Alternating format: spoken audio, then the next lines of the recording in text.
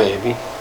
Hey, welcome to the channel. On this one, I'm going to be redoing our pantry slash laundry room. It's the entrance from the garage into the house, into the kitchen. It's been, something I've been wanting to do for a long time. It's basically like a builder grade pantry with bifold doors and, metal shelving. Really just kind of ugly, like not ergonomic.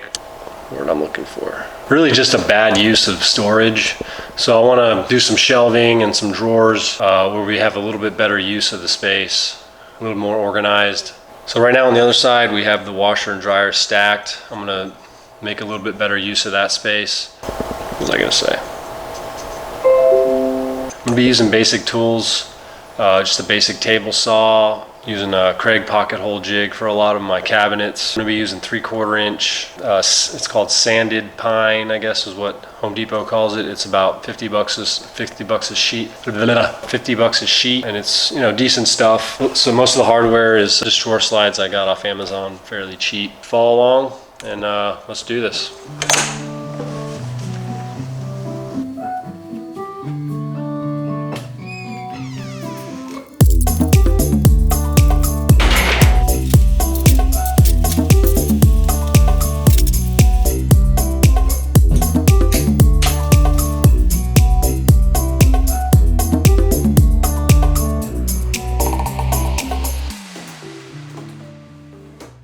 Making a straight line where I want my cabinet to start.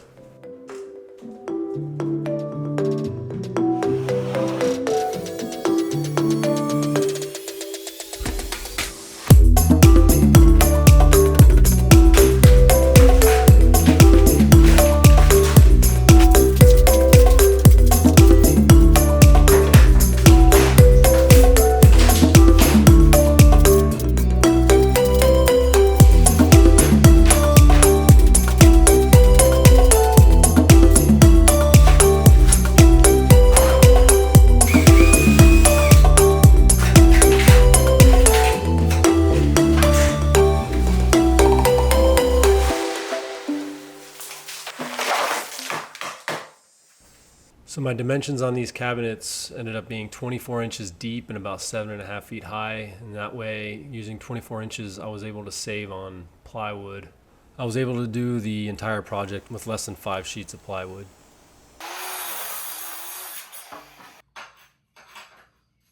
A little help from my munchkin.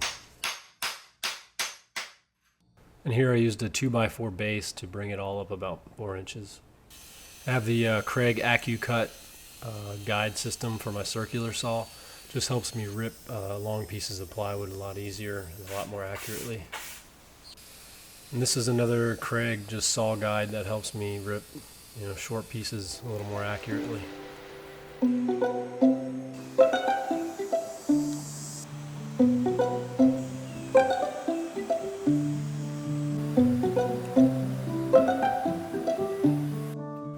And I'm using another Craig device here.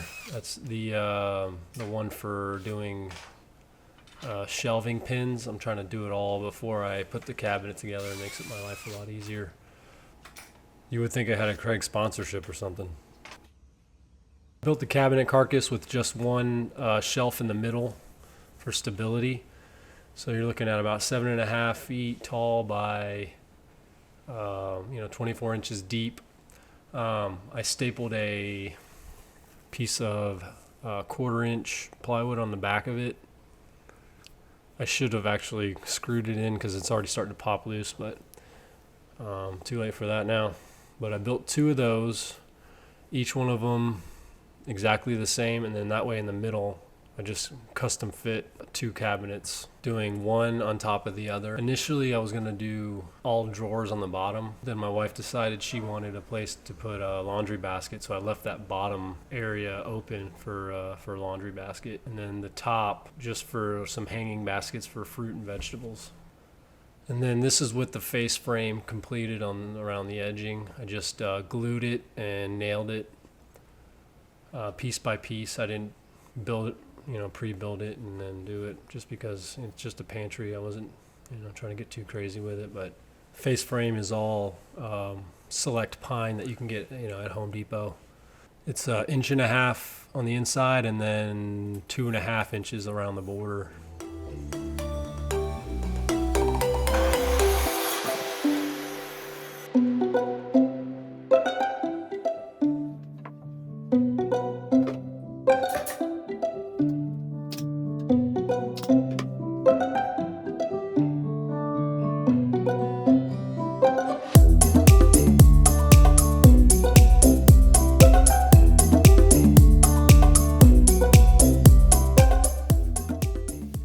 I applied 2 coats of polyacrylic to each shelf,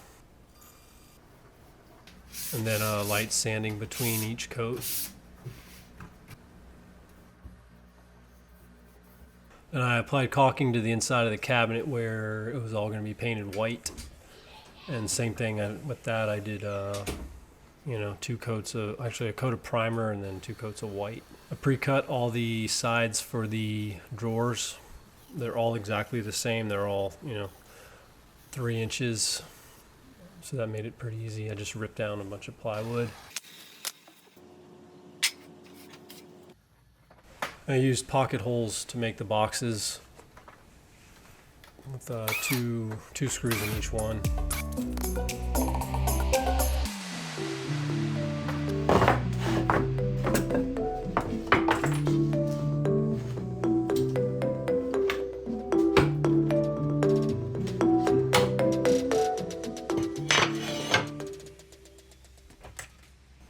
I'm going to use a clamp to pull the corners in to get it as square as I can.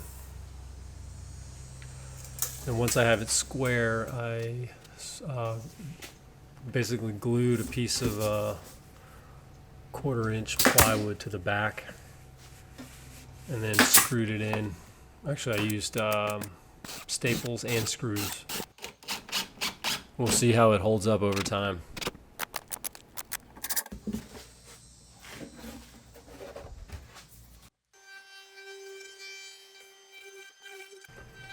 I routed both edges on each side and then sanded it real good to give it a nice round, smooth finish on the drawer since there weren't going to be any drawer faces.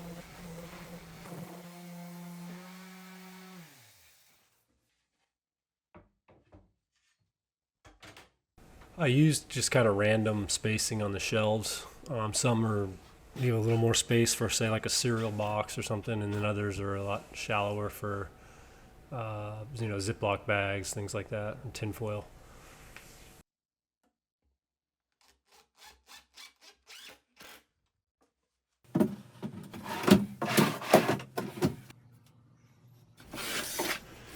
It didn't take long for us to fill it up. Chips for days. I used 2 coats of primer, the Zinsser 123, and I sanded, real lightly between each coat. And then I used 2 coats of the Sherwin-Williams Pro Classic, just in the extra white, so it's real clean and bright looking.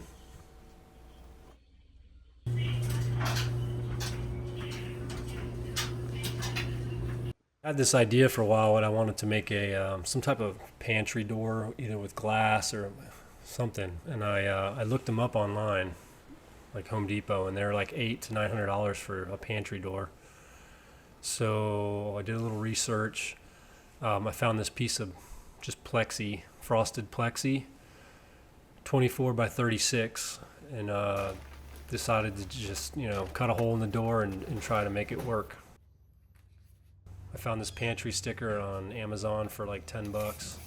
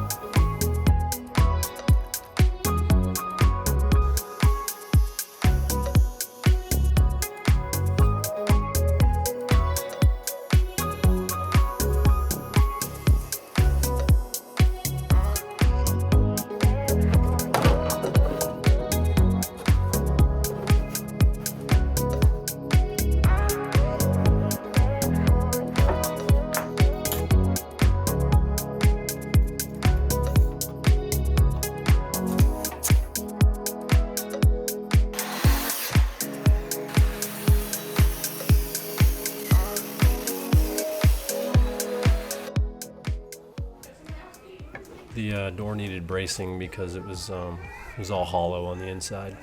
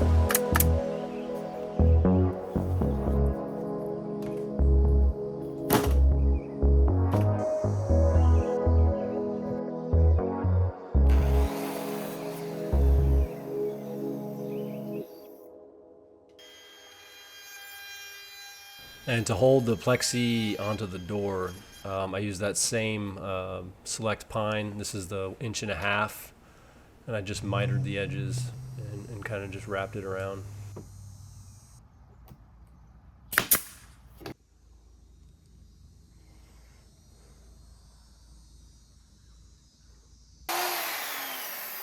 And for the other side of the door, I just I had some of this extra little trim pieces laying around, and I used that to hide the wood that was holding the plexi in. Kind of just made it up as I went along here.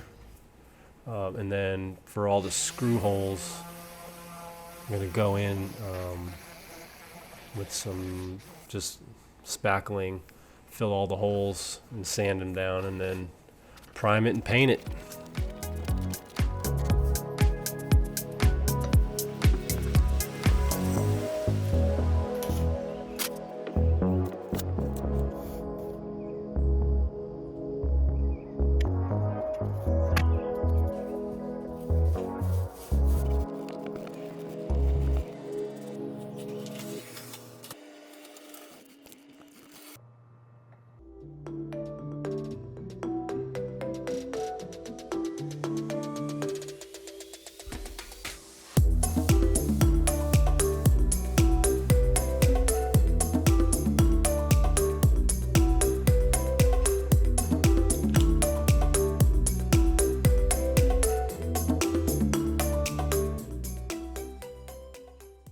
And then onto the laundry side, my plan here was to build a broom closet and then do a butcher block top for the above the washer and dryer, and just leave those upper cabinets the way they were.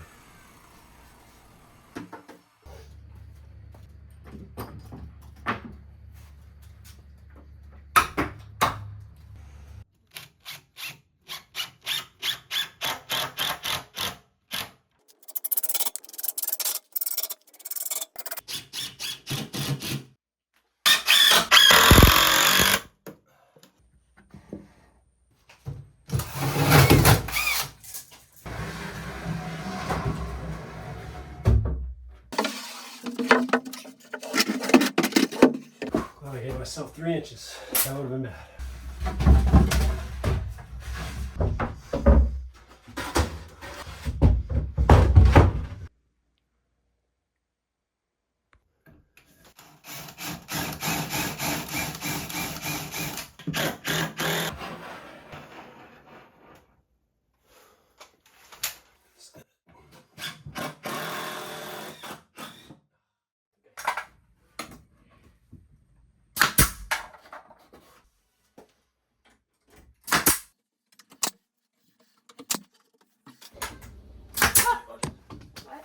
Shit, sorry.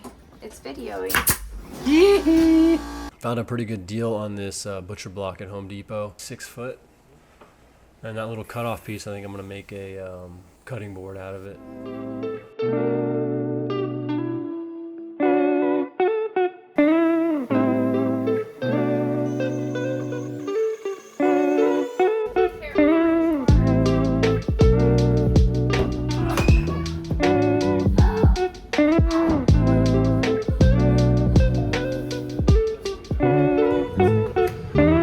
Not bad for I'm building some shaker doors using the I think it's 2.5 inch, pine, the same stuff I used as the face frame, using a mortise and tenon on my table saw. I'm by no means an expert at this. They turned out all right, but there's definitely better YouTube videos on how to make a similar type of door.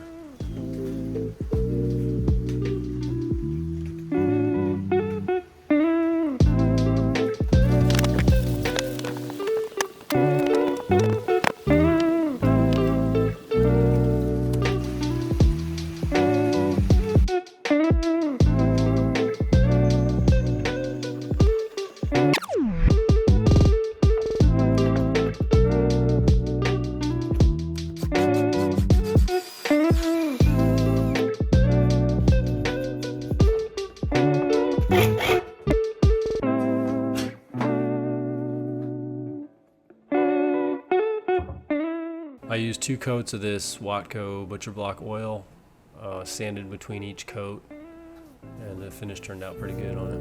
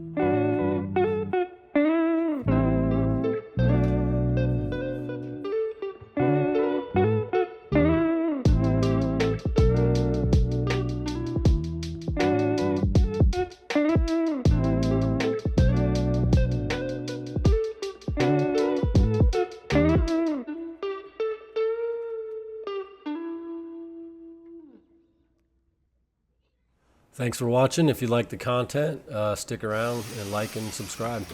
We'll see you on the next one.